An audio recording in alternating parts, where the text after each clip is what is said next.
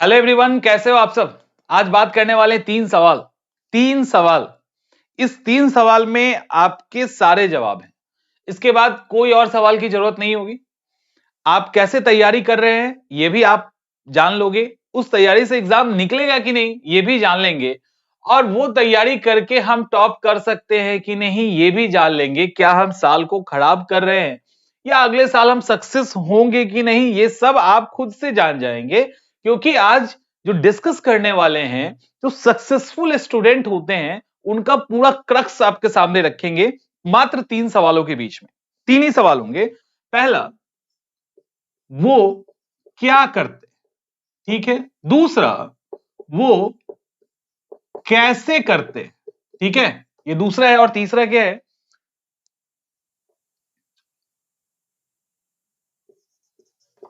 यह सब करते समय उनकी सोच क्या होती है। बस यही सवाल है, इतने छोटे से सवाल है। वो क्या करते हैं, पहला सवाल। वो कैसे करते हैं, दूसरा सवाल। और तीसरा, ये सब करते समय उनके दिमाग में क्या चल रहा होता है, क्या सोच रहे हैं। इन सवालों के बीच में ही आपके सारे जवाब हैं। और आप क्या करते हो, कैसे करते हो, क्यों करते हो, ये जवाब। और उस करने से क्या कोई फायदा है या बस वैसे ही कर रहे हैं, दिल लगी लगा एग्जाम की है, लगाए हुए हैं, चल रहा है। 1 साल 2 साल 3 साल दिल्ली पटना का मजा लूट रहे हैं, उसके बाद घर वापसी हो जाएगी। सवाल है पहला, वो क्या करते हैं। जो सक्सेसफुल कैंडिडेट हैं, जो अच्छा खासा रैंक लेके आते हैं, वो क्या करते हैं। पहला काम, वो सिर्फ और सिर्फ उन्हीं चीजों को पढ़ते हैं जो एग्जाम ओरिएंटेड है। अच्छे से सुनिए, सिर्फ और सिर्फ उन्हीं चीजों को पढ़ते हैं जो एग्जाम ओरिएंटेड है। अब आप में से कुछ महाशय के दिमाग में सवाल आ रहा होगा कि उनको कैसे पता चलता है कि क्या एग्जाम में पूछा जाता है। ऑब्वियसली नहीं पता चलेगा अपकमिंग एग्जामिनेशन में क्या पूछा जाएगा। लेकिन उनके पास एक हथियार है जो आपके पास भी है, आप चलाते नहीं। वो हथियार है PYQ। ऐसे स्टूडेंट जिनको एग्जाम निकालना है, सक्सेसफुल स्टूडेंट की बात कर रहे हैं, वो उनका सबसे पहला काम है स्कैनिंग करना। प्रीलिम्स और मेंस में वो अलग अलग पेजेस रखते हैं। प्रीलिम्स और मेंस में कहां से कितने सवाल पूछे गए हैं, ये वीडियो के भरोसे नहीं रहते कि किसी वीडियो में एनालाइज कर दिया गया है, हम सुन लेते हैं। नहीं, वो PYQ उठाते हैं और बड़े प्यार से उसको एनालाइज करते हैं। जब उसको एनालाइज कर रहे होते हैं तो उनको समझ में आता है कि ये चैप्टर मेंस के लिए और ऐसे चैप्टर प्रीलिम्स के लिए। प्रीलिम्स का ये चैप्टर मेंस में काम आएगा, मेंस का चैप्टर इससे प्रीलिम्स में काम आएगा। वो पूरा का पूरा एक खाचा तैयार कर लेते हैं। तो क्या PYQ पे रुक जाते हैं? नहीं, PYQ पे भी नहीं रुकते हैं। PYQ के साथ प्लस कर दीजिए, उसके बाद एक्स्ट्रा उसके आसपास के 20% सिलेबस को पढ़ लेते हैं। PYQ के सिलेबस को तो किया ही किया, एक्स्ट्रा और 20% एवं, ताकि मान लो कि PYQ का गोला कुछ ऐसा बनेगा तो क्वेश्चन यहां से आ सकता है ना, तो वो यहां तक को कवर करते हैं। वो पूरे ब्रह्मांड को कवर नहीं करने चले जाते, पूरे ब्रह्मांड को कवर नहीं करते, क्योंकि PYQ के बाद उनके पास कॉन्फिडेंस आ जाता है कि आयोग या कमीशन किस दायरे में स्टूडेंट से सवाल पूछना चाहती है। उसी तरह के सवाल हर साल वो देख रहे होते हैं, उनको पता है अगली बार भी उसी से मिला जुला, उसी के आसपास कुछ सवाल बनेंगे। उसके बियॉन्ड में थोड़ा सा हम पढ़ लेते हैं ताकि खुद को सेफ रखे प्रीलिम्स और मेंस में। हो गया। दूसरा, जो जरूरी है, अगर वो तकलीफ दे है तब भी वो उसको करेंगे। जो दूसरा वो क्या करते हैं, जो जरूरी है और तकलीफ दे है उसको भी वो करते हैं। जैसे जब वो किताबें जरूर पढ़ेंगे, कोई भी आप देखना, वो सिर्फ नोट्स के भरोसे नहीं रहते, बुक्स जरूर पढ़ते हैं, फिर नोट्स जरूर पढ़ते हैं। तो बुक्स और नोट्स उनके पास मिलेंगे और वो पढ़ते हैं। आप में से बहुत आदमी किताब पढ़ने से भागते हो। क्या लक्ष्मीकांत पूरा पढ़ना पड़ेगा? क्या बिपिन चंद्र की किताब पूरी पढ़नी पड़ेगी? क्या ये किताब ऐसे पढ़ना पड़ेगा? ऐसे ऐसे सवाल हमारे पास हर बार आता है। तो अब तो धीरे धीरे आदत हो गई उसको फेस करने की। पहले बहुत गुस्सा आ जाता था कि स्टूडेंट यूपीएससी बीपीएससी की तैयारी कर रहा है और छोटी छोटी किताबें जो बहुत जल्द, जितना जितना पैनिक बन के उसको सोच रहा है उतने में तो किताब खत्म हो जाएगी। और उसको पढ़ने के लिए सोच रहा है, वो उस समय जब कंपटीशन इस लेवल पे है, उस समय जब वैसे स्टूडेंट इसको पढ़ के एग्जाम दे रहे हैं।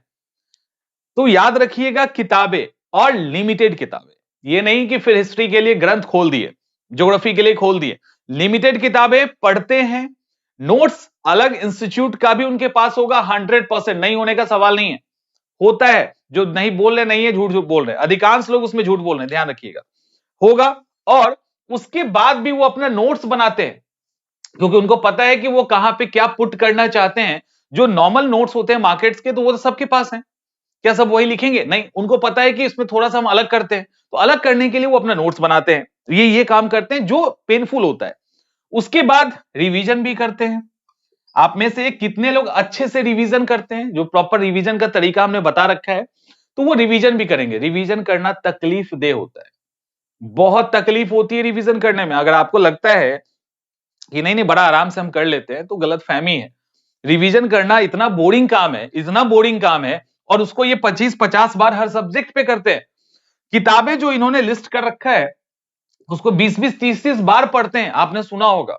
तो ये भी मुश्किल काम है, उसको करते हैं। इसके अलावा आंसर राइटिंग करना, कितने लोग हैं जो समय के पहले से आंसर राइटिंग स्टार्ट करते हो?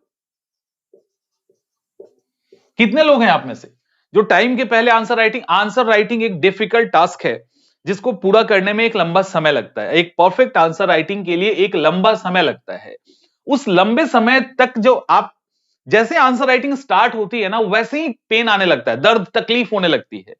इस तकलीफ से वो गुजरते हैं, तो वो क्या करते हैं, इस आंसर राइटिंग के पेन को सह के धीरे धीरे लिखते लिखते, डांट खाते खाते, सुधारते सुधारते आंसर राइटिंग को बहुत अच्छा कर लेते हैं। स्टार्टिंग से ही पीटी मेंस का एग्जाम होगा, उसका इंतजार नहीं करते। एग्जाम की स्टार्टिंग जब करते हैं ना, तो इन्हीं सब चीजों से शुरू करते हैं। तो वो स्टार्टिंग में ही अपने आंसर राइटिंग को इंप्रूव कर लेते हैं, एक अच्छी जगह पे पहुंचा देते हैं। बाद में इंप्रूवमेंट तो चलता रहता है।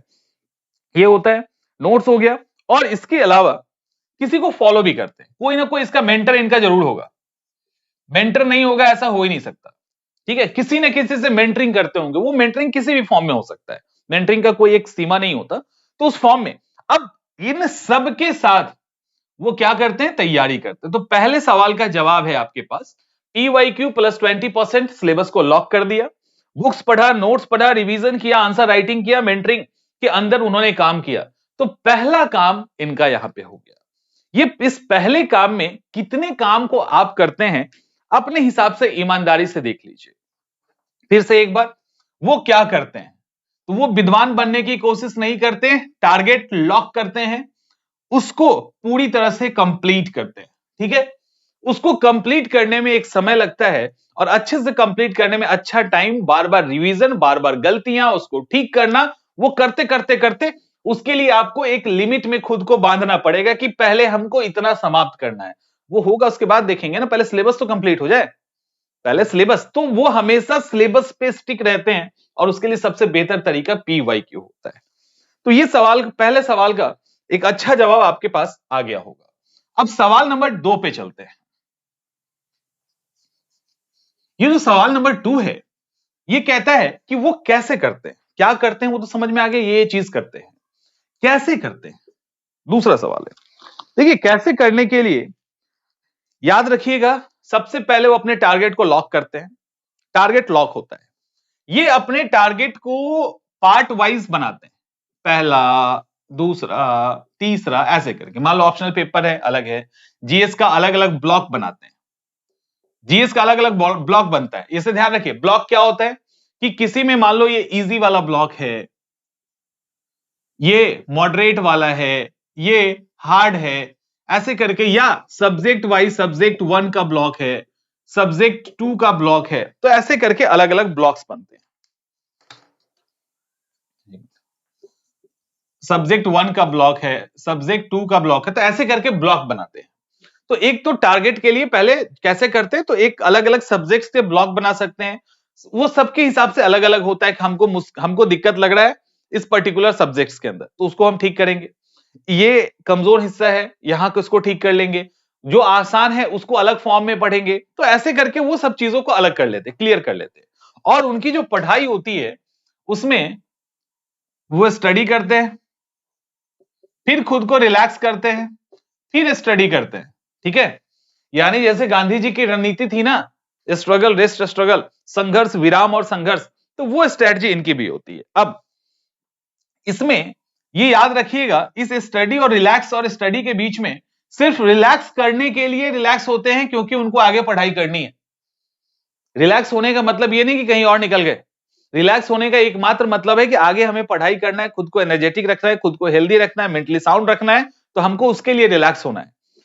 और बिल्कुल फोकस्ड होके इनकी तैयारी 2 पार्ट में होती है, याद रखना, ये एकदम से ध्यान रखिएगा, ये आप लोग को नहीं पता चलेगा। इनकी तैयारी एक स्टार्टिंग की होती है और एक एंड की तैयारी होती है। एक बार कोई अगर आपके आसपास में टॉपर है या सिलेक्टेड है तो उनसे एक बार पूछ लीजिएगा, स्टार्टिंग की तैयारी और एंड की तैयारी, ये एक राज है जो आपको हम बता रहे हैं, अभी तक किसी ने नहीं बताया होगा। ये 2 फेज में सबसे अच्छी पढ़ाई करते हैं। इन 2 फेज में आप इनको अगर नहीं देखोगे तो आपको लगेगा कि अरे ये पढ़ते थोड़ी होंगे, इधर उधर घूमते रहते हैं, लेकिन ऐसा नहीं है। इन 2 फेज में ही ये पढ़ाई करते हैं। पहला फेज तैयारी के, पहला फेज जो आता है वो तैयारी के स्टार्टिंग में आता है, और दूसरा फेज आता है जब एग्जाम नजदीक होता है उस दौरान। 2 अलग अलग फेजेस है। ठीक है, अब स्टार्टिंग के फेज में ये क्या करते हैं, पूरी तरह से समर्पित होते हैं, पूरी तरह से फोकस्ड होते हैं, मतलब पूरी तरह से फोकस्ड होते हैं एकदम से।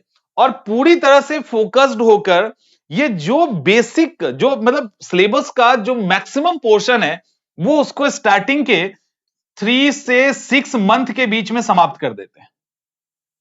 ठीक से समझिए, जो ये लोग क्या करते हैं, पहले स्टेज में सिलेबस को जो लॉक किया, अब उसकी जब स्टार्टिंग करें, क्योंकि पहली बार शुरुआत हो रही है, तो शुरुआत हो रही है तो वो इतने ज्यादा ज्यादा कंसंट्रेटेड होंगे कि उनको आप रोक नहीं सकते। उनको देखोगे लगेगा पागल जैसा कर रहे हैं, पढ़ना पढ़ना पढ़ना पढ़ना दिखेगा। तो ये वो फेज होता है जब ये मैक्सिमम हिस्से को पूरा का पूरा कहते हैं ना पचा जाना, उसको वो पचा डाइजेस्ट कर जाते हैं एकदम से अंदर, और एक बड़ा हिस्सा कवर कर लेते हैं, वो उसके बाद रिलैक्स होते हैं। तो इस कवर करने में 3 महीने 4 महीने का समय लगभग लग जाता है। तो उन 3-4 महीनों में ये अपने आप को पूरी तरह से पढ़ाई में झोंक कर अपने को तैयार कर लेते हैं। अब ये थोड़ा सा रिलैक्स करेंगे। इस बीच में जो पढ़ाई, एंड के बीच में, स्टार्टिंग और एंड के बीच का जो फेज होता है, इसमें आपको ये थोड़े थोड़े पढ़ते हुए, मूवीज देखते हुए, फिल्म घूमते हुए, इधर उधर करते हुए आपको दिख जाएंगे, तो आपको लगेगा अच्छा ये तो घूमता रहता है यार, ये तो एग्जाम कैसे निकाला। अब वो फिर एग्जाम निकालेगा, तो वो जब उसका सेकेंड फेज आएगा, एंड यानी एग्जाम नजदीक आ रहा है, तो वो फिर से फोकस्ड होगा, और अब एग्जाम ओरिएंटेड होके, ठीक है, एग्जाम ओरिएंटेड होके पूरी तरह से फोकस्ड होके फिर से खुद को लॉक करेगा, और जब तक एग्जाम नहीं होगा तब तक ये फिर से उसी फॉर्म में जो स्टार्टिंग वाला था पढ़ना स्टार्ट करेगा। मतलब अब इस एग्जाम को क्रैक करने के इंटेंशन से ये आदमी उस पढ़ाई को शुरू करेगा।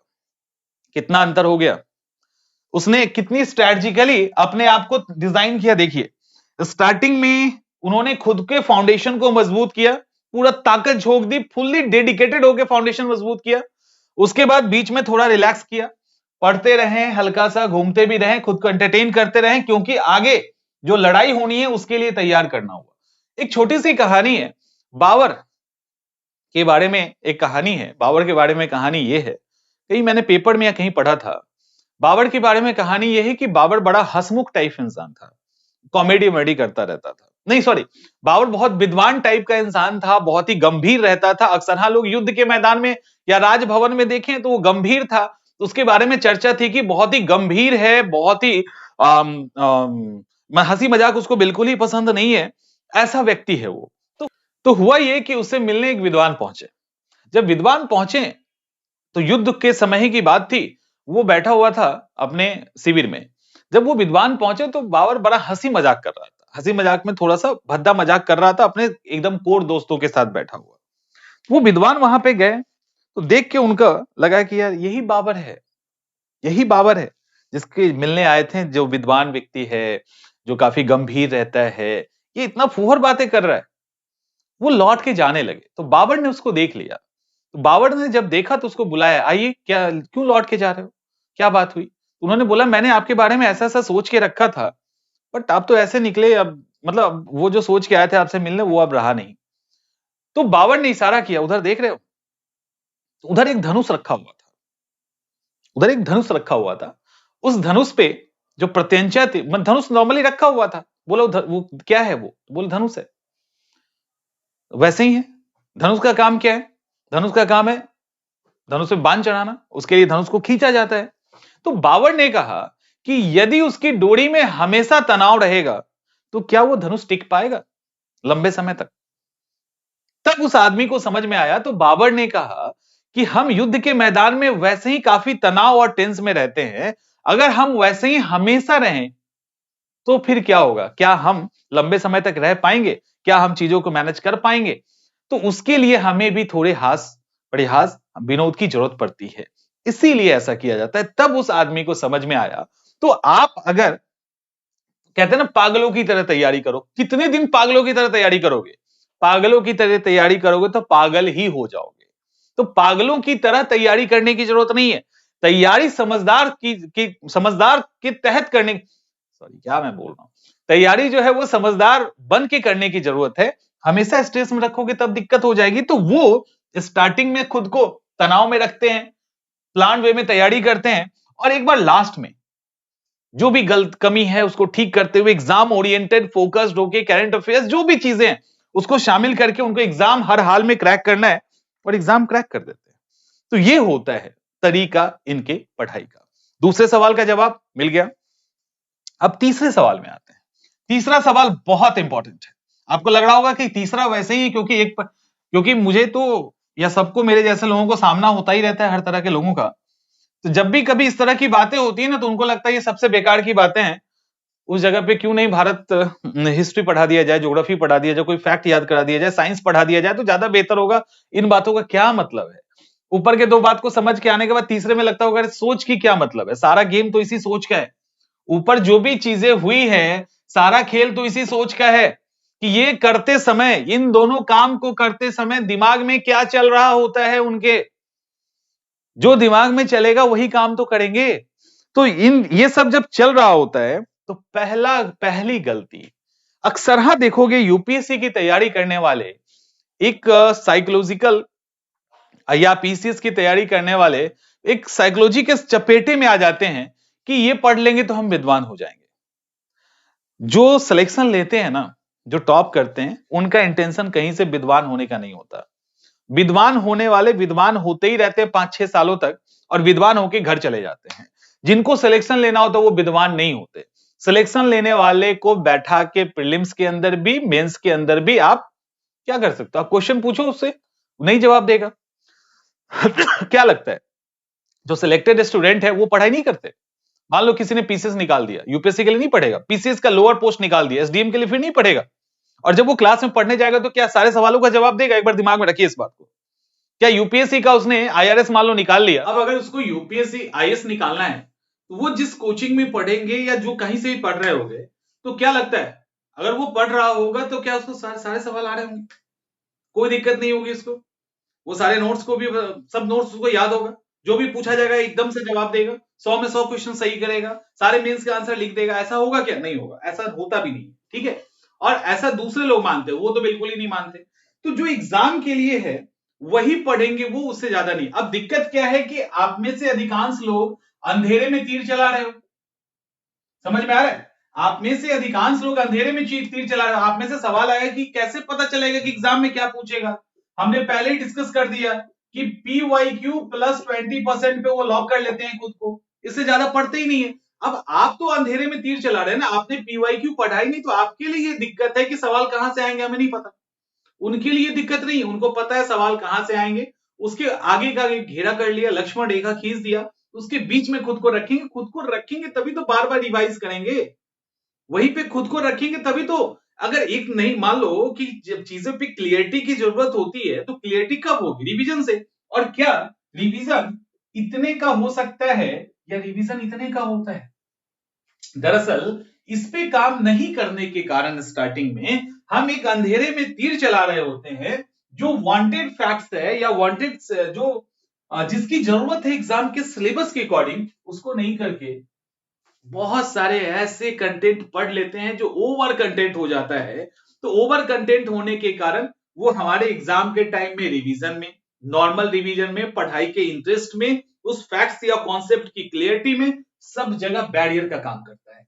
तो ऐसे अनवांटेड फैक्ट्स से हम लैस होते हैं और 80% के आसपास स्टूडेंट, क्योंकि फाइट एक्चुअली 20% से कम नहीं होती है, तो उतने स्टूडेंट विदाउट PYQ सीधा पढ़ना शुरू कर देते हैं, ये बिना जाने कि कहां पे फोकस करना है, कहां कम करना है, नहीं पता। इसके बाद एक बड़ा ही इंपॉर्टेंट है जिसको आप में से अधिकांश लोग, क्योंकि आप में से अधिकांश लोग ऐसे हैं जो कि सिर्फ तैयारी कर रहे हैं। देखिए, जो सिलेक्शन लेते हैं ना, उनका बड़ा ही क्लियर लाइफ का गोल होता है। लाइफ का गोल बड़ा ही क्लियर होता है। उनको पता है एक सर्टेन एज तक हमको एग्जाम क्रैक कर लेना है, उसके बाद फैमिली बनानी है, लड़का हो या लड़की हो, फिर उसके बाद हमें अपने अपने सपने पूरे करने हैं, जो भी ड्रीम है, और इस तरह से लाइफ को आगे जी लेना है। सब क्लियर है ना? वो सिर्फ एग्जाम के लिए अपने पूरे लाइफ को सेक्रीफाइस नहीं करते, क्योंकि उनको पता है exam is a part of life, not a whole life. Exam पूरा जीवन नहीं है, exam just a part of life है। और उस पार्ट ऑफ लाइफ में एग्जाम को हम नहीं समाप्त करें ठीक से, हम उसको क्लियर नहीं कर पाए, तो वो आगे के पार्ट्स को डैमेज कर देगा। तो क्या फायदा ऐसे एग्जाम निकालने का जो आगे के जीवन को पूरा डिस्टर्ब कर दे? है तो बताइए। बिल्कुल नहीं। ठीक है, तो ये, और हम यहां पे क्या अक्सर क्या होता है, मैक्सिमम जो मेजोरिटी ऑफ स्टूडेंट हैं, उनको लगता है exam is a part of, exam is not a part of life, it is a whole life. ये पूरा का पूरा जीवन ही है। मतलब एग्जाम नहीं निकला तो जीवन बर्बाद, एग्जाम निकला तो जीवन आबाद। 1 साल लगे, 10 साल लगे, 15 साल लगे, हमको ये एग्जाम निकालना है, ये बिल्कुल गलत एटीट्यूड है। 15 साल भी लग जाएगा तब भी एग्जाम नहीं निकलेगा, क्योंकि 15 साल लगा लगा के लोग बाहर जा रहे हैं ना। ऐसा तो है नहीं कि 15 साल लगा के बाहर नहीं जा रहे, तो 15 साल के बाद भी जा रहे हैं और 2 साल में भी एग्जाम क्रैक हो रहा है। तो आपको ये क्लियर करना होगा, और ये करते हैं। इनकी सोच में होता है कि एग्जाम एक एग्जाम है, उसको इस पीरियड में हमको निकालना है। ये सोचेंगे तभी तो अपने आप को एग्जाम ओरिएंटेड रख के पढ़ाई करोगे। अनवांटेड फैक्ट्स में विद्वान बनने की जरूरत नहीं है, और उसके बाद आगे का उनका प्लान है, सब कुछ स्मूथली चलता है। तो ये चीजें आपके दिमाग में होनी चाहिए जो सिलेक्टेड के है।